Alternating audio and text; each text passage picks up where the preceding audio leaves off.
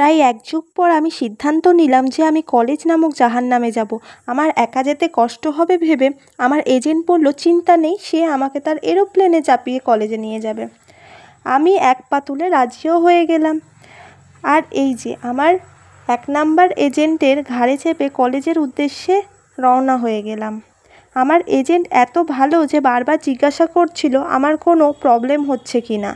হঠাৎ আমার এজেন্ট মর্তসুধা বিড়ির নেশায় এরোপ্লেন কাদায় ঢুকিয়ে দিল। এইভাবে ষাঁড়ের মতো গোতাগুতি করে অবশেষে আবার এরোপ্লেন নিজের জায়গায় ফিরল।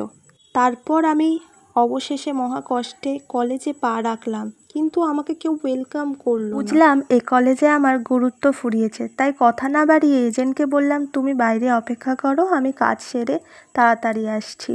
তারপর এজেন্ট আমাকে ওর কলেজ পরিভ্রমণ করানোর জন্য নিয়ে যায়। ওখানে আমরা বেশ কিছুক্ষণ ঘোরাঘুরি করার পর মিসেস সামন্তর কল আসায় আমরা আবার ঘরের উদ্দেশ্যে রওনা হলাম।